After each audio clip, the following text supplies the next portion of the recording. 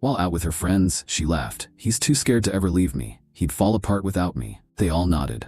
I just stayed quiet. The next week, I accepted a job offer in another city, packed my things, and left without a word. Weeks later, when she finally came back ready to beg, she froze because someone else was already living in my place.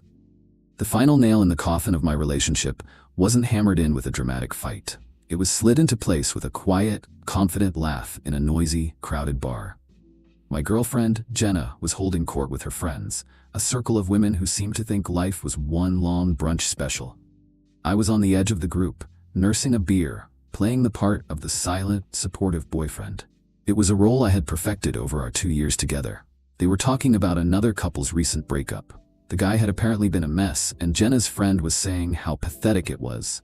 That's when Jenna chimed in. She took a delicate sip of her cocktail, looked over at her friend, and gestured vaguely in my direction with her glass. "Oh, that would never happen with me," she said, her voice loud enough for everyone to hear. "He's too scared to ever leave me. He'd fall apart without me." She laughed. Her friends all nodded and laughed with her, like she just stated the most obvious fact in the world. They looked at me, not with malice, but with a kind of pitying certainty. I was the safe bet, the quiet, introverted guy who worked from home and didn't have much of a social life outside of her. She was the sun, and I was just a small, insignificant planet caught in her orbit. I didn't react. I didn't argue. I didn't defend myself. I just stayed quiet and took a slow drink of my beer. But inside, something went still and cold. It was the kind of clarity you get right after a car crash when the noise stops and you can suddenly see every piece of shattered glass on the pavement. She didn't just think I was dependent on her. She was proud of it. My perceived weakness was her source of power, her ultimate security. For 2 years, I had arranged my life around her. I'm a senior data architect for a major financial firm. It's a complex, high-pressure job that I can do entirely remotely. I'm naturally a quiet person. I prefer a small circle and deep conversations over loud parties. She had mistaken my quietness for weakness, my preference for staying in as a sign of dependence. She saw herself as my entire social world, my connection to a life I was too timid to build for myself. In that moment, her words didn't just hurt me, they freed me. She had handed me the diagnosis of our terminal illness. And I am, if nothing else, a problem solver. I stayed for another 20 minutes, playing my part. Then I leaned over, kissed her cheek, and told her I was tired and heading home. She just waved me away, already deep in another story. "Okay, babe, don't wait up," she said, not even looking at me. I walked out of that bar, not as her dependent boyfriend, but as a free agent planning a hostile takeover of my own life. She thought I'd fall apart without her. She was about to find out I was the one who had been holding her up the entire time, and I was about to walk away and let her collapse under her own weight. She thought I was too scared to leave. She had no idea I was already gone. Update 1. It's been a week. 1 week since I walked out of that bar and into my new life. To Jenna, it's probably felt like a week of me giving her the silent treatment, a childish tantrum she was patiently waiting out. In reality, it was the most productive and decisive week of my entire life. Thanks for the comments on my last post. You guys who said to go completely dark were right on the money. No drama, no confrontation, just quiet, systematic erasure. The first thing I did when I got home from that bar was open my work laptop. For the past year, I had been turning down offers from headhunters. Recruiters were constantly reaching out with opportunities in other cities, major tech hubs like Austin, Seattle, Raleigh. I always politely declined because I was building a life here, with her. One recruiter in particular, a guy from a top firm in Austin, had been persistent. He had an offer for me to lead a new data infrastructure team at a rapidly expanding fintech company. It was a massive step up in both responsibility and pay. I found his email from 2 months ago. It was 11 p.m. on a Saturday night. I wrote back, "Hi David, hope you're well. Is that director position in Austin still on the table? If so, I'm interested in discussing it further. Best, Alex." I got a reply in less than 10 minutes. "Alex, great to hear from you. It is. Can you talk Monday?" While Jenna was sleeping off her cocktails, I was preparing for the biggest career move of my life. The interviews happened over the next 2 days via video conference. They were intense, technical, and exactly the kind of challenge I loved. By Wednesday afternoon, I had a formal offer in my inbox. The salary was 40% higher than my current pay, with a substantial signing bonus and equity. I signed the contract and sent it back within the hour. My start date was the following Monday. I had 5 days to move my entire life to another state. This is where my skills in logistics came in handy. I work with complex systems all day. My own life was just another system to reconfigure. First, the apartment. I own my condo. I bought it before I ever met her. She paid me a small amount for rent each month, a fraction of what it would actually cost, which she usually spent on clothes and brunches anyway. She had no legal claim to the space. Next, I called my younger brother, Matt, and his wife, Sarah. They had gotten married 6 months ago and were living in a cramped apartment an hour outside the city, struggling to save for a down payment on a house. They are two of the best people I know, hardworking and completely devoted to each other. I called Matt and put it to him straight. I'm moving to Austin for a new job. I'm leaving on Sunday. I want you and Sarah to move into my place. The furniture, the TV, everything is yours. Live here, rent-free, for as long as you need to save up for your own house. Just pay the utilities and the HOA fees. It's my wedding present to you. He was speechless. He thought I was joking. When he finally realized I was serious, he got emotional. He and Sarah came over the next day to see the place again, this time as their new home. Seeing the joy on their faces, the way they looked at each other and planned where they would put their things, it was one of the best moments of my life. It confirmed I was doing the right thing. Then came the packing.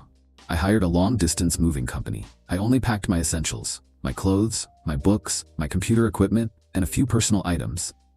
Everything else, the high-end furniture I'd bought, the top-of-the-line kitchen appliances, the 75-inch OLED TV, I was leaving for Matt and Sarah. I had the movers pack up all of Jenna's things. Every last piece of clothing, every shoe, every makeup palette. It all went into boxes. I rented a storage unit a few miles away and paid for 3 months in advance. I had the movers take all of her boxes there. During this entire time, Jenna was sending me a steady stream of texts. They started as annoyed. "Are you still pouting?" Then moved to angry. "This is so immature, Alex, just talk to me." And finally to slightly concerned. "Okay, I'm getting a little worried. Are you okay?" I never responded. I put her on mute. On Saturday, the day before I left, I did the final cleanup. I had all the locks on the condo changed. I wrote a short, simple letter. I put it in an envelope along with the key to the storage unit, the access code, and the address. I also included a cashier's check for the total amount of rent she had paid me over the past 2 years. A full refund. I didn't want a single dollar of her money. I left the envelope with the concierge at the front desk of my building, with instructions to only give it to Jenna personally. On Sunday morning, the movers came for my things. Matt and Sarah arrived with a U-Haul of their own boxes an hour later. I gave them their new keys, walked them through how the smart home system worked, and showed them the bottle of champagne I'd left for them in the fridge.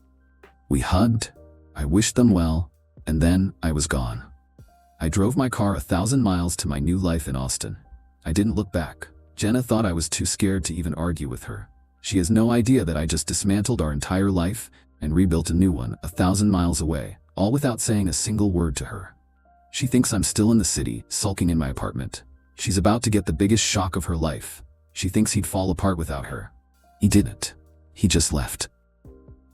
Final update. It's been a month since I moved to Austin, and it's been the best month of my life. My new job is incredible, challenging, rewarding, and full of smart people. I found a great apartment downtown, and I'm starting to explore the city. The silence from my old life has been deafeningly peaceful. But I knew the storm had to break eventually. It did, last night. And I got a front row seat to the aftermath courtesy of my brother Matt. He called me around 10 p.m., his voice a mixture of amusement and disbelief. "Dude," he said, "you are not going to believe what just happened." He then relayed the story of the past few weeks from his perspective. Apparently, Jenna finally went to the apartment building about 3 weeks ago after a full week of me being gone. The concierge gave her my letter. Matt said he wished he could have seen her face when she read it. Her world, as she knew it, had evaporated. She went to the storage unit and found her mountain of belongings. She tried calling me, but my number was already disconnected. She emailed me, but I have a filter that sends anything from her straight to the trash. She was locked out, cut off, and completely in the dark. According to a mutual acquaintance who was still talking to her, her first reaction was rage. She told all her friends I was a psycho who had a breakdown and vanished. She played the victim card hard. But the narrative started to fall apart when her friends realized she was suddenly homeless and broke. The free dinners, the fancy apartment, the endless river of my money. It was all gone. And without that, she wasn't as interesting to them. She had to move in with one of her friends, a temporary arrangement that was clearly straining. She apparently spent weeks trying to figure out what to do, all the while building up this story in her head that I had just done this to punish her and that I would eventually come crawling back, because after all, I couldn't possibly survive without her. That brings us to last night. She finally decided it was time to play her final card, the tearful, begging apology. She was going to show up at my, now Matt and Sarah's door, ready to cry and forgive me for being so cruel, ready to take me back and fix everything.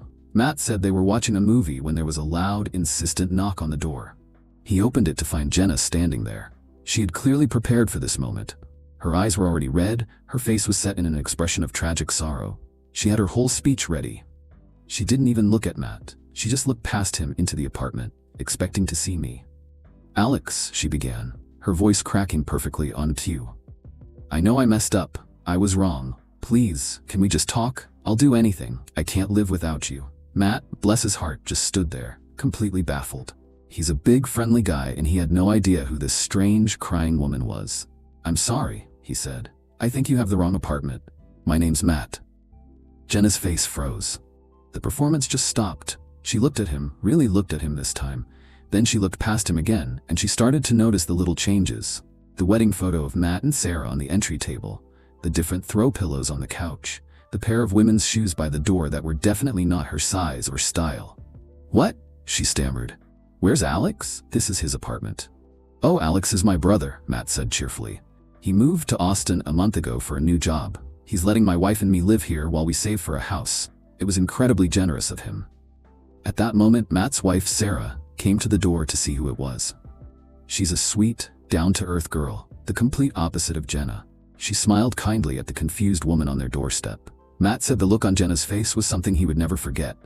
It was the look of a person whose entire reality had just been fed into a wood chipper. The story she had told herself for weeks, that I was close by, pining for her, waiting for her to come and save me, was a lie. I wasn't in a corner, falling apart. I was 1,000 miles away, thriving.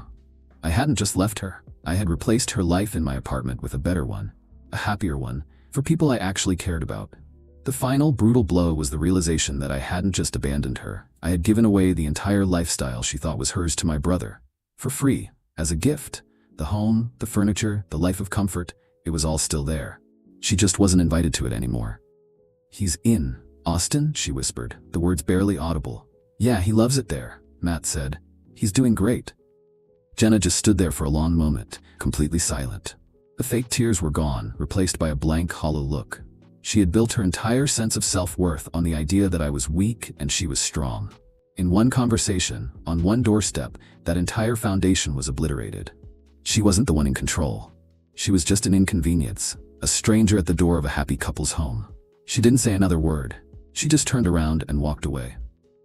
Matt told me he and Sarah felt a little bad for her, but mostly they were just amazed at how thoroughly I had planned my exit.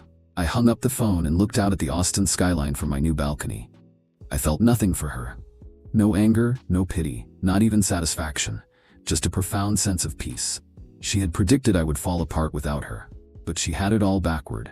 I had to leave her in order to put myself together, and I've never felt more whole.